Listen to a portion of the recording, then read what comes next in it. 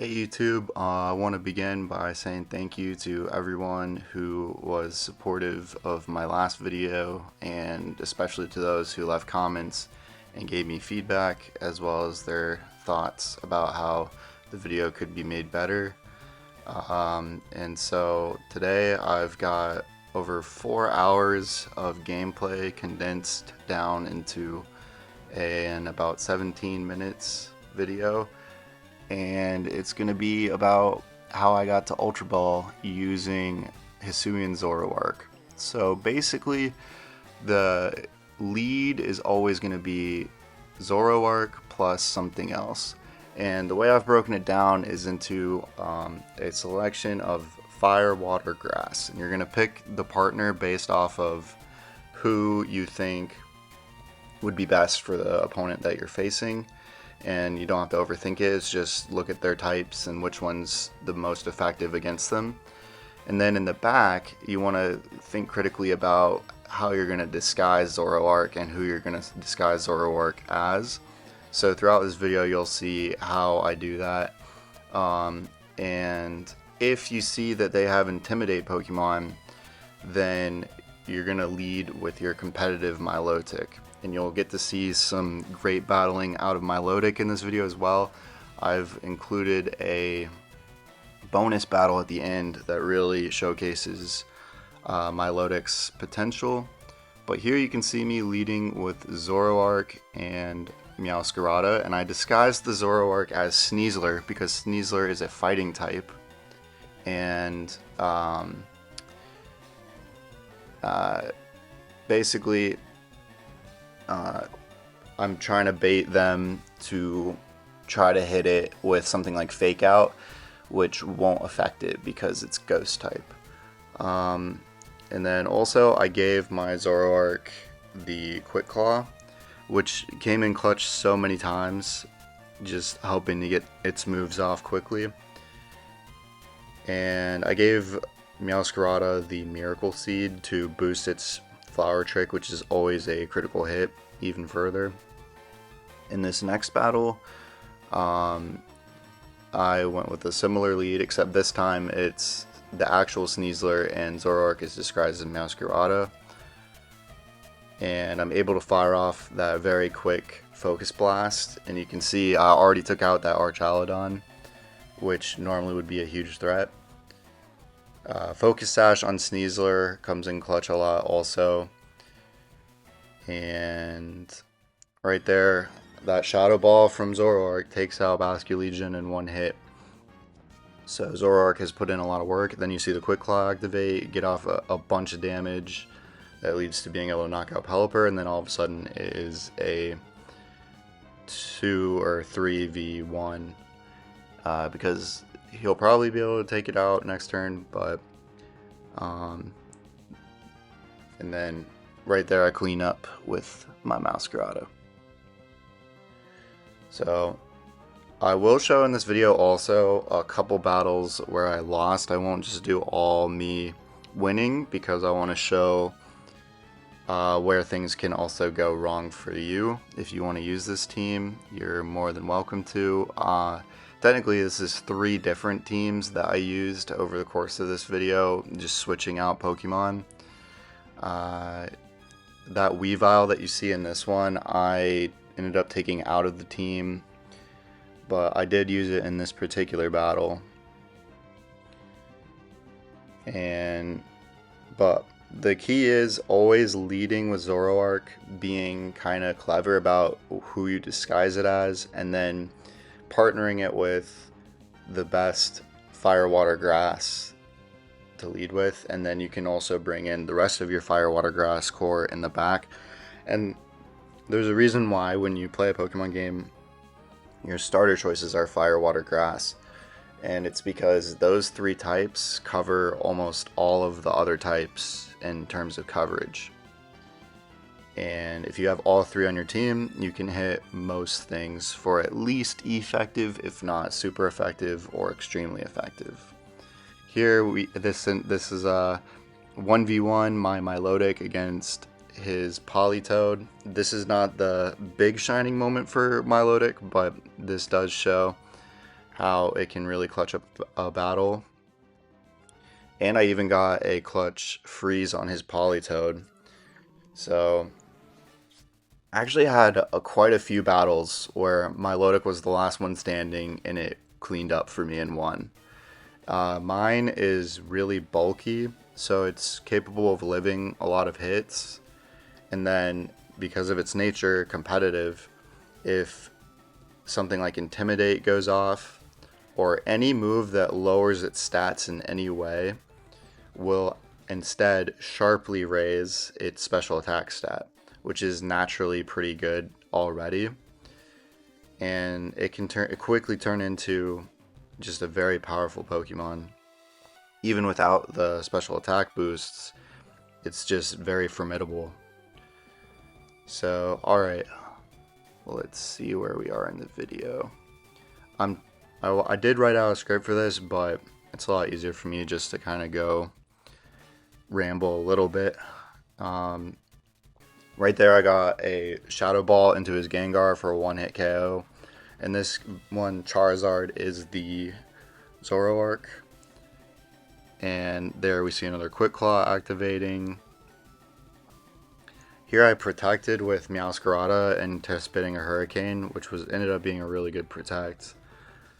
And that's another part of this is trying to predict what your opponent's going to do. And for instance, if they're going to hit you with Fake Out guaranteed, just go ahead and protect. Or if, and there's a lot of situations where protecting on, if you think they're going to double target into that Pokemon, protect with it and then use your other Pokemon to hit them. Okay, so here, this is the first battle that I lost, and this is where the team struggles a little bit, is against Farigiraf, because this thing has such a good ability, and it can set up Trick Room. Its ability prevents priority moves from being able to take effect, which is an insanely good ability. And my team relies a lot on some priority moves. Almost every one of my Pokemon has at least one priority move. So, and against a Trick Room setter, it's really hard because all my Pokemon are fast. So I want to take out that Farigiraf fast, but they'll make it really bulky. And you can't use priority to hit it and finish it off. So this battle, I ended up losing because ultimately, when you see Farigiraf, what you need to do is you just need to target into it and take it out as fast as possible, or else your very fast team will be flipped around and turned into a very slow team. Here's another battle where I went wrong a little bit against a Mega Floette. This was the first time I'd faced a Mega Floette, and it's actually a very good Mega. It's just a little bit slow. Has an awkward speed stat where it's not quite fast, not quite slow. And it needs a partner to really support it to be very effective. But in this battle, Maushold was a very good partner for it. And here he double protected to get a read on what I was going to do. And that was a very good example of very good protect. Because, like, he guaranteed doesn't have to take the Fake Out, which can only be used the first turn that Pokemon comes in. The Sucker Punch, he protected against also. Here, I did almost clutch this battle, but this Maushold, it kept using Helping Hand. I lose my Sneasler here.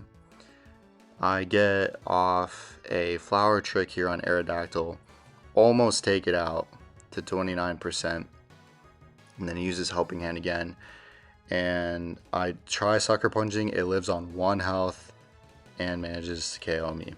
If that had taken that out, I'm not sure what would have happened against the Maushold. I don't know if it had any move that could really take out my Meowscarada. In this battle, I tried out Mega Starmie, and it ended up being a very interesting Pokemon. This is a very what I was trying to do by pairing it with Hisuian Zoroark is because Zoroark is part Ghost type, is immune to self-destruct, and Starmie, Mega Starmie, gets the ability Huge Power, which makes its moves really powerful. And so self-destruct ends up being like a bomb going off, and then usually it would hit your partner, but since Zoroark's immune, it doesn't take any damage. So what the ideal situation is you use Starmie normally until it's low on health, and then you self-destruct, and you basically get no drawback because it was gonna die next turn anyways, and then you don't take out your partner either because Zoroark is immune. So in this battle, it actually happened. This battle, I got off an immediate focus blast onto his Tyranitar, and then he brought in Lopunny, and then I got in, I think, another focus blast onto that, and then he Psychic Fangs Zoroark, which again, see, that disguise ended up being very effective because Psychic Fangs doesn't do that much against Zoroark, but it would have killed Sneasler. So yeah. And then right here, I think, oh, I tried to self-destruct on that turn, but I got flinched. So here I brought back in my real Sneasler, and he protected, double protected. I double targeted that slot. Here he recovered, so self-destruct is back on the table for only this one turn. He targets my Sneasler there, and then I guess this isn't the battle where I use self-destruct, but I did get it off on one battle. This is the battle where it was Meowscarada against their Milotic. But this Milotic didn't get off any competitive boosts off of my team because I don't give it any chances to do that against me. And Meowscarada is just super effective against it. However, it did hit me very hard with Ice Beam, you can see right there. So, but luckily Meowscarada is able to two-shot it, and it's faster than it. So, yeah. Alright. Oh, and that guy was apparently a YouTuber as well. Here we get into another battle against a Farigiraf and a Klefki, and this battle was a bunch of mind games. Zoroark is disguised as Meowscarada. He does get the Trick Room up. Luckily though, I do get him burned on the Farigiraf, and I get it down to really low HP. And he brings in a Mega Floette, so this is like the ultimate counter team. To my setup is he's got the Mega Floette and the Farigiraf. But you can see how I made some adjustments to my strategy. I came out hitting Farigiraf as hard as possible. My Zoroark was able to stay up and put out some good damage. That Klefki keeps surviving those flamethrowers though because of rain. Right there you can see I double targeted into Klefki. He was probably thinking I would split damage, but I went all in on getting that Klefki out of there because Floette needs its support to really be any good. Here he does a Pollen Puff to heal up his Farigiraf, and I'm like, oh no, this thing better not heal back up. Right there though, the dimensions twist back to normal, and I'm like, okay, I'm going all in. I'm putting all my damage into Farigiraf, so that Trick Room can't come back up. There I managed to take it out, and he Pollen Puffed after it was taken out, so he wasted a turn.